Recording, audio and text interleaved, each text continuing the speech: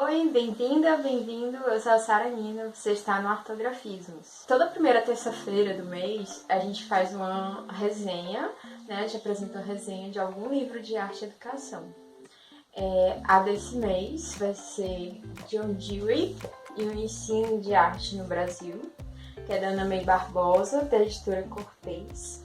Essa daqui é a 8ª edição e ela foi lançada em 2015. Bom, eu sempre prezo para ter um link entre as coisas que eu tô falando, né? Então, no mês passado, eu fiz a resenha do John Dewey e Arte como Experiência, que é um livro, uma coletânea de textos dele, bem filosófico a respeito de arte. E se você quiser acessar esse vídeo, ele tá aqui no card. Eu li esse mês, eu li esse livro da Ana May Barbosa, e o que eu posso dizer é que é uma análise bem profunda, assim, da influência do John Dewey na arte e educação no Brasil. Então, eu vou passar um pouco pelo livro, enfim, e debater um pouco. Esse daqui é um apanhado da tese de doutorado da Ana May Barbosa, onde ela investigou as influências da arte e educação americana no ensino de arte no Brasil. Então, uma das maiores influências que ela encontra é o John Dewey, e ela faz uma análise bem completa de como a filosofia do John Dewey foi trazida para as escolas no Brasil e como isso, de alguma maneira, se mostrou, como eu posso dizer, um erro de interpretação. A Ana May, ela fala muito sobre esse erro de interpretação do John Dewey. John Dewey, ele é um pensador liberal onde ele apresenta ideias para a educação que elas trazem à tona algumas coisas que vão surgir só anos depois. Assim, ele está bem à frente do tempo dele. Ele traz questões muito próprias do pós-modernismo na educação. E quando ele fala sobre experiência, ele está falando sobre uma experiência questionadora. E quando ele coloca essa experiência questionadora, ele está falando a partir do contexto social, onde a pessoa se encontra. Pensar nesse contexto, nos contextos, as diferenças sociais, enfim, é uma ideia bem pós-moderna. No modernismo, na educação, a gente tem uma concepção muito fechada de como se todos fossem iguais, mas no sentido que não é muito legal para esses todos, onde você não reconhece a diferença, certo? E você tem um ensino muito voltado para a técnica, muito voltado para as questões de uma formação de mão de obra, de cópia. E no pós-moderno a gente tem um pensamento contextualizado, a gente tem um pensamento que é mais voltado para a realidade daquela pessoa, né? Então é isso que a Ana May fala quando ela diz que o John Dewey ele trouxe ideias que inovaram, né? Que de alguma maneira elas estão muito à frente do tempo delas. Isso é que ela coloca como uma grande questão de por que o John Dewey talvez tenha sido tão mal interpretado. A gente tem escolas baseadas na concepção de arte como experiência e tal. Foi, por exemplo, a criação das escolinhas de arte no Brasil. E essas escolas, elas entenderam a questão da experiência como um deixar fazer, né? Que a gente tem a expressão chamada laissez-faire em francês. E o deixar fazer seria tipo, deixa fazer sem referência, sem intervir, enfim, sem se mostrar, sem apresentar outros artistas. E essa é uma posição que a Ana May critica bastante. A Ana May foi aluna do Paulo Freire, né? Então ela tem muito essa pegada da contextualização. É muito importante o contexto onde a criança se encontra. Então não é apresentar arte para apresentar, não é deixar fazer por deixar fazer, mas tem que ter um embasamento teórico, né, naquilo. E aí essa crítica que ela faz das pessoas que seguiram o John Dewey, mas que de alguma maneira não conseguiram interpretar a grandeza que era propor experiências questionadoras e deixaram, meio que pararam na parte da experiência. Como eu disse, eu tô essa é a 8ª edição, certo? Então eu vou acompanhar pela 8ª edição, tá? O capítulo 1 chama Reavaliando a Recepção de Dewey ou Atualizando John Dewey. Ou seja, ela faz uma reavaliação de como foi a aceitação, a influência do John Dewey na arte e educação brasileira e faz uma atualiza o John Dewey, né, para essas questões. Tem uma passagem que eu gosto bastante que ela fala assim: mudou o mundo, a arte, a educação. E para repensar o nosso tempo, educadores críticos de arte, até economistas, têm buscado nas ideias de John Dewey uma experiência mais consciente da ação e uma construção de valores mais flexíveis culturalmente. Ou seja, sempre chamando a atenção de que o autor precisa, que o questionamento ele tem que ser situado em um contexto, né? Quem fala de questionamento também é Paulo Freire, né, como eu já tinha dito, e o Vygotsky. Então, o Dewey ele é importante não só porque ele é um clássico, como ela diz lá na página 19, mas porque ele antecipa esses dilemas da pós-modernidade. Um deles é a recusa da história como monumento, ou seja, a recusa de uma história parada, sacralizada, né, que deve ser estudada como uma coisa distante. Na verdade, o que John Dewey coloca na May, né, como a Paulo Freire, é que tem um contexto onde essa história se desenvolve e esse contexto ele deve ser valorizado e as pessoas que estão nessa história, nesse momento, nesse contexto, elas são agentes dessa história também, né? Elas são ativas no escrever da história. Ela coloca que a pedagogia contemporânea é caracterizada pelo questionamento. Só que um questionamento, ele sempre é situado em um contexto. Ele sempre parte de um local de onde aquela pessoa se encontra. O questionamento ele só busca respostas para situações problemáticas realmente percebidas. Não adianta você plantar artificialmente o problema.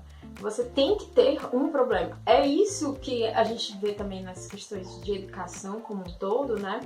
De que você tem os problemas matemáticos, os problemas de física, de química, enfim. Você não tem um problema real para que a criança resolva. Você tem um problema fictício. Qual o problema disso? Né? Vários problemas, meu Deus, muitos problemas. Qual o problema do problema fictício? É que ele não é um problema real.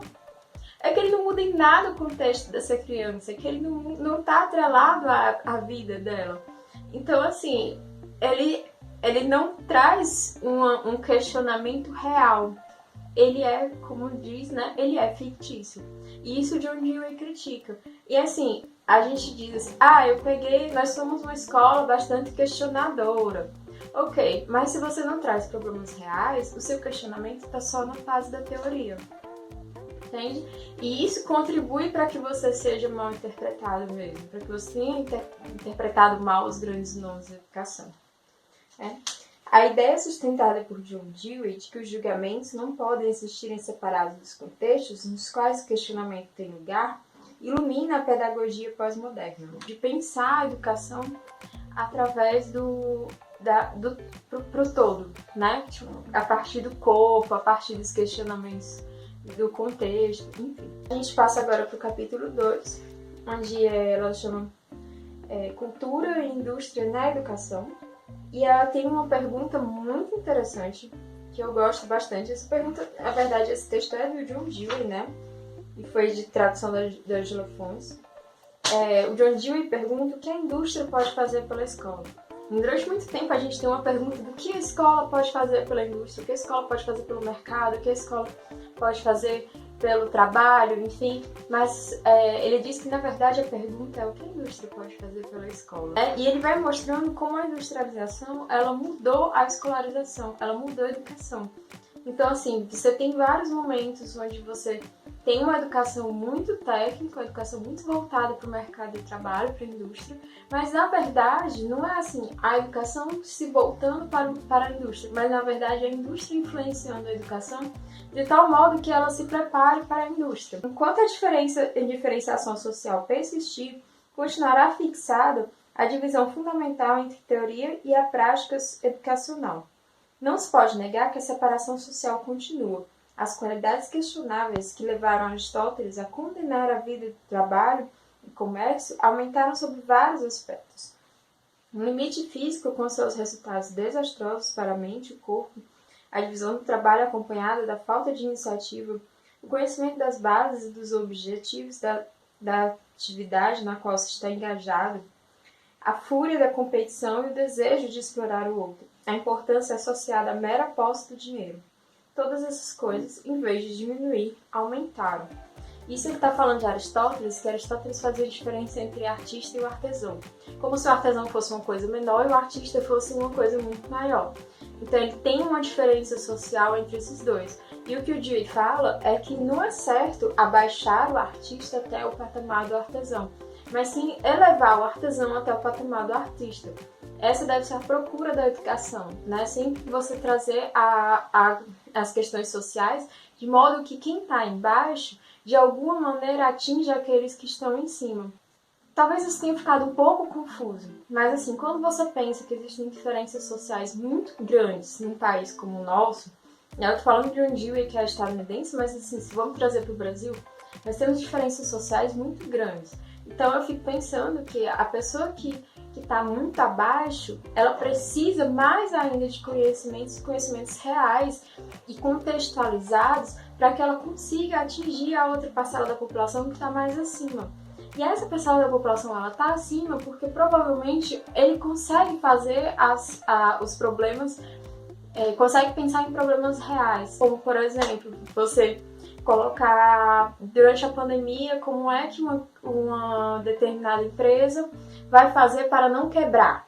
E aí você coloca isso para os seus alunos de matemática do 9º ano, certo? Então, eles vão ter que resolver o caixa dessa empresa, vão ter que resolver as estratégias dessa empresa, design, marketing, enfim. E aí vão ter que pensar em tudo isso. Eles só conseguem pensar em tudo isso porque eles já estão dentro desse contexto. É muito difícil para um aluno de classe mais baixa, quando ele lida com problemas fictícios, como Maria tinha 3 maçãs, comeu 2, como ficou, certo? Que ele lide com esses problemas reais. Então, essa desigualdade, ela tende a crescer ainda mais. Uma coisa interessante que ele fala é da história política inglesa. Nós temos que educar os nossos mestres. Isso me chama muita atenção, porque assim, enquanto mãe, né, tem coisas que eu ofereço pra Nini que eu não tinha. Tipo, educação musical, eu não tive, né? Educação artística desde cedo, eu não tive. Contato com línguas estrangeiras, eu não tive. Viagens, eu não tive, certo? Isso é muito interessante porque assim, eu tô formando uma pessoa que eu quero que ela seja melhor que eu. Sabe que loucura? Pois essa frase da história política inglesa, né, que ele fala de educar os nossos mestres, isso me tocou bastante, que acho que era muito a minha visão enquanto professora, enquanto mãe, né, de que eu estou educando pessoas que serão melhores do que eu. E olha que responsabilidade, né? Bom, então ele continua a falar da indústria, do artista, do artesão, fala do jogo infantil, que não é recreação, que a brincadeira ela não é só diversão, ela é um momento onde a criança aprende, né, onde ela passa a imitar os adultos, os comportamentos adultos, enfim, perceber o significado do que está fazendo. Acaba o texto do John Dewey, né, com pergunta: paremos de nos perguntar o que a escola pode fazer pela indústria e comecemos a nos perguntar o que a indústria, concebida no espírito da arte, pode fazer pela escola. Aí a gente volta para o texto da Ana May Barbosa, onde no capítulo 3 ela faz a cronologia da dependência, que é assim. Ela diz que a nossa educação ela é completamente dependente da educação dos influenciadores estrangeiros, né? E ela prova isso através de uma cronologia, onde ela coloca a educação brasileira como bastante dependente do que tem fora. Em uma entrevista de jornal, uma garota de 14 anos descreve sua sala. Ela, a professora de arte, manda a gente ir fazendo. A gente vai fazendo do jeito que ela manda. Num dos trabalhos, ela mandou a gente amassar uma folha de papel celofane para depois desamassar e colar numa superfície de cartolina. Quando eu aprontei, ela achou bonito. Ela sabe o que é e eu não. Era em 1976. Né? A escola era o Colégio Gilberto Amado, que era uma escola modelo do Brasil. Então você vê os perigos da descontextualização da atividade, né? A criança não sabe por que ela está fazendo, ela não sabe por que aquele problema fictício é importante, se ele é fictício, né? Não é uma questão de ser brincadeira, porque a brincadeira, na hora do brincar, ela é levada muito a sério, né? Mas o problema irreal, o problema fictício, não. Ele é completamente descontextualizado. Novos objetivos têm sido propostos sem a necessária renovação, continuando-se a usar irrefletidamente métodos relacionados com objetivos formulados por períodos culturais anteriores e vice-versa. Essa falta de estrutura interna no ensino da arte, ensino este que se pretende inovador, está levando a concepção de arte como nonsense, uma espécie de fazer sem intenção. A Ana May é muito crítica, né, nos livros dela, nos escritos dela. Ela faz uma crítica que às vezes a gente tem uma concepção de atividade que ela tá ultrapassadíssima, que não era mais para existir, mas que você meio que arruma um pouquinho a linguagem, bota uma gíria ou outra, enfim, e acaba conseguindo que aquilo passe como moderno. Por exemplo, né, ela cita uma atividade que são grades, né, é rede estimográfica o nome. Então, a rede estimográfica, que é você ampliar um desenho. E aí ela viu essa proposta, né, que é uma proposta antiga, uma proposta antiquada, uma proposta caduca, de quando se formava artesãos para decoração de ambientes, enfim, bem passado. E aí era importante saber ampliar perfeitamente. E aí a questão vem assim, vamos brincar de máquina fotográfica? Ou seja, você bota uma linguagem mais jovial, né? mais voltada para o jovem, para a criança, enfim. E aí você disfarça que essa, na real, é uma atividade que está ultrapassada. E essa crítica que ela faz com relação aos erros de interpretação de John Dewey. Porque pega-se a teoria do John Dewey, é com experiência? Beleza. Então vamos aqui fazer experiências. E você não diz para aquela pessoa que você está experienciando o que está acontecendo de verdade. Você não questiona, você não traz problemas reais para serem solucionados. Enfim, você de alguma maneira se sai daquela história, né? E aí é isso que ela fala, assim, tipo, muitas vezes o que acontece é um erro de interpretação, que foi o que aconteceu na Escola Nova, né, que ela coloca aqui também, onde você entende que é importante dar experiências, então você coloca experiências de qualquer jeito, experiências velhas, experiências antepassadas, experiências antiquadas, né, com uma capa de novo. A dependência originalmente apenas uma relação econômica internalizada converteu-se numa qualidade que caracteriza todas as instituições sociais. O sistema educacional é dependente como consequência de dependência geral da sociedade a que serve e torna-se um instrumento de manutenção da situação de dependência.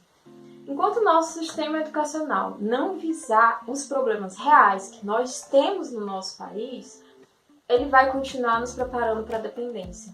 Enquanto a gente estudar que Portugal descobriu o Brasil, que os índios não se adaptaram à escravidão, que não existem grandes escritoras negras e outras tantas mentiras, sabe?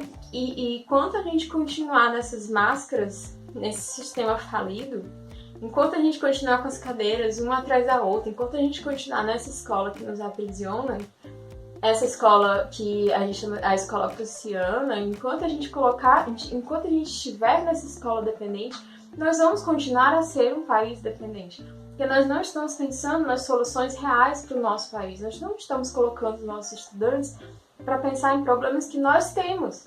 Nós colocamos para pensar em problemas fictícios. Nós deslocamos, nós não deixamos aquilo contextualizado.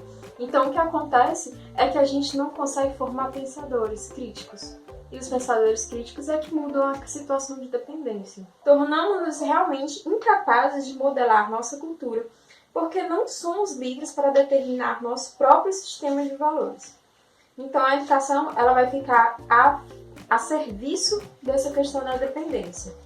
Tem uma coisa muito legal que a Ana May coloca aqui no livro, que está na página 43, uma cronologia da arte, educação e da educação em geral no Brasil. Então você vê que algumas coisas, elas estão muito, muito ligadas, assim, como quando a gente coloca as cópias, os retratos, enfim, e aí o período era de formar mão de obra, a pedagogia experimental e o reconhecimento da criança como ser humano. Então, ao mesmo tempo que você tinha o uso de um desenho mental, psicológico, de uma arte-terapia na escola, você tinha o reconhecimento da infância. A infância é um conceito muito recente. E a gente tem muita a coisa da criança como mini adulto. Aline, por que você não se comporta? Porque criança não se comporta, quem se comporta é adulto. Entende? A gente ainda tá muito... Ainda não virou essa chavinha, né? É um conceito muito, muito recente. Essa cronologia, ela tem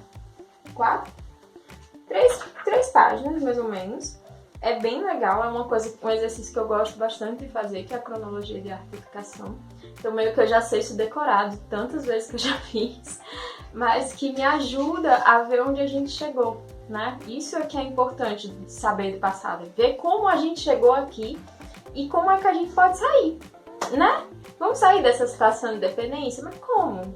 Então, estudando o passado, serve pra isso, tá? Ela vai falar um pouco agora, em cada capítulo vai ter ainda mais, deixa eu ver aqui, 4, 5, 6, mais 4 capítulos, onde ela vai falar da influência de John Dewey para alguns educadores que influenciaram as escolas brasileiras. O capítulo 4 é a influência de John Dewey na educação brasileira através de Anísio Teixeira. O Anísio Teixeira, ele estudou, era um educador brasileiro, ele estudou com Dewey lá na Universidade de Colômbia em 1928. Então, quando o Anísio Teixeira vai propor reformas na educação, ele passa também pelas concepções de educação do Dewey. Algumas coisas, então, questão de programa, de currículo, ele coloca como experiências, né? Com uma compreensão real, apreciação, enfim, o valor, reconhecendo o valor da experiência direta. Ainda assim, é um período muito, muito complicado, né? Esse dos anos 30 no Brasil. A gente está entrando na era Vargas, então existe essa reforma educacional, mas o que a gente vai ver é que existe uma vontade de se colocar o John Dewey nas escolas, mas que, na verdade, a escola pública continua descontextualizada e as salas de arte elas vão para partes experimentais. Então, a gente não tem uma implementação real do John Dewey, né? Aí a gente tem o capítulo 5. Nereu Sampaio, um intérprete brasileiro de John Dewey, no Rio de Janeiro, né? Ela acha uma tese, na verdade, do Nereu Sampaio, né, com o título Desenho Espontâneo das Crianças, Considerações sobre sua metodologia, onde ele se baseia bastante no John Dewey, na questão da experiência, né, e na crença de um desenho espontâneo, que isso durante muito tempo se sustentou na arte educação no Brasil. A crença de que as crianças têm um desenho espontâneo, um desenho livre de referências, enfim, que as pesquisas hoje já mostram que é diferente, que a gente sempre, enquanto a gente vai ter sempre referências visuais. O trabalho de Sampaio, de Nereu Sampaio, ele influenciou bastante a reforma da instrução pública, do Distrito Federal, feita por Fernando de Azevedo, de 1927 a 1929. Então vai sempre falando, né, como eram esses desenhos espontâneos. É legal que ela coloca alguns dos desenhos aqui, né? E você vê que eles não eram tão espontâneos assim. Que o esquema de árvore, ele se repete, né? Em vários desenhos. Então, existe uma referência visual aí, né? Esse esquema da árvore e algodão. Um outro capítulo, é o capítulo 6. As atividades de Arthus Perrelet no Brasil e a ideia de apreciação, em Minas Gerais. A Arthus, ela veio para o Brasil para a reforma educacional de Minas Gerais, né? Ela era do Instituto Jean-Jacques Rousseau, da França, onde o Piaget, né? Era o centro de pesquisas do Piaget. Desculpa, eu tenho que checar algumas informações para não correr o risco, né? De falar errado. Esse centro de pesquisa, o Instituto Jean-Jacques Rousseau, ele tinha uma visão da ciência como da educação para a ciência, né? Então, era assim, muito voltado para as pesquisas do desenvolvimento humano que o Piaget fazia. E aí, a Artus, ela desenvolveu um método. Ela diz que não tem o objetivo de ser um método, mas, enfim, onde ela vai fazer desenhos, esquemas de desenhos, onde as crianças devem repetir esses desenhos. Ela faz esses esquemas meio que para incentivar as crianças a desenharem mais livremente, enfim. E ela faz para que eles percebam as formas orgânicas, inerte, o vivo, enfim, as coisas que ela defende. Então ela está estudando essa parte do desenvolvimento infantil, a partir dos desenhos. Então a Artus, ela, apesar de ter vindo antes do Dewey, né, dos escritos do Dewey, ela meio que foi justificada por ele. E aí essa proximidade teórica valeu muito para que ela fosse reconhecida como educadora aqui, né, como uma das partes importantes para a arte de educação. No capítulo 7, a gente tem arte como experiência consumatória na prática da Escola Nova, Pernambuco. Mais uma análise de surgimento das referências de Dewey nas reformas educacionais do Brasil e dessa vez em Pernambuco. Então ela fala um pouco sobre como se davam as aulas em Pernambuco, né, como era o programa, enfim, e como o livro Arte como Experiência, ele trouxe uma abordagem diferente que aí se colocou como a Escola Nova, né? E a Escola Nova, gente, ela foi muito bafafá no Brasil, assim, tipo, as pessoas faziam... Foi quando surgiu as revistas educacionais especializadas, né? Como o Dewey, ele também foi levado... Também influenciou a criação das escolinhas de arte no Brasil. Enfim, a conclusão que ela chega...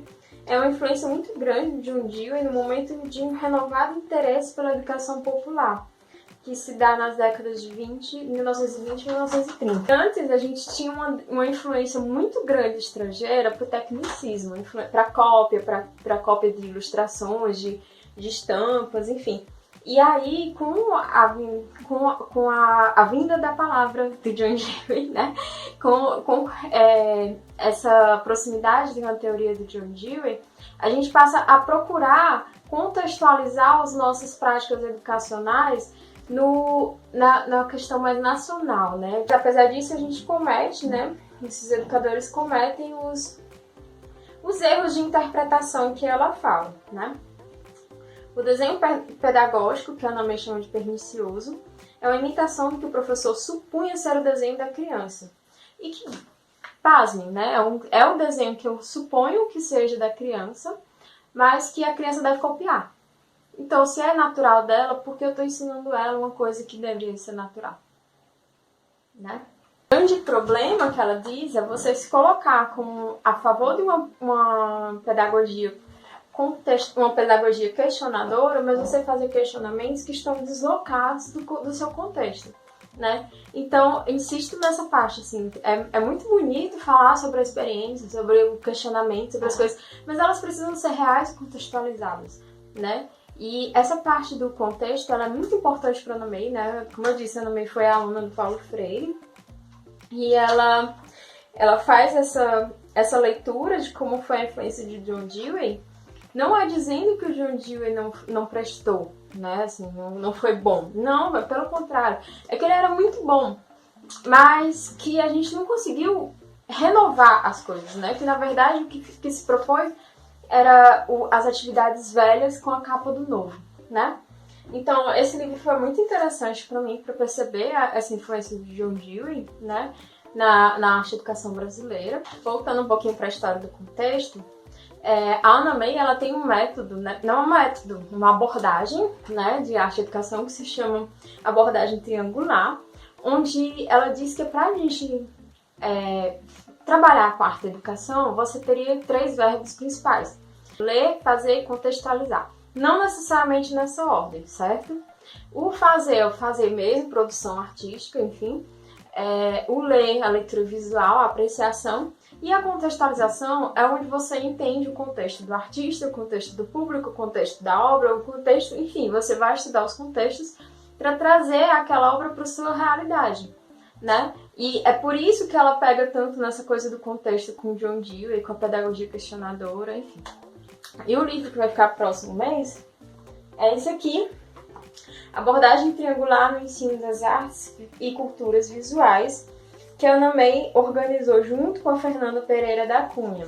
A gente tem vários artigos aqui de pesquisadores sobre abordagem triangular, né? São muitos mesmo.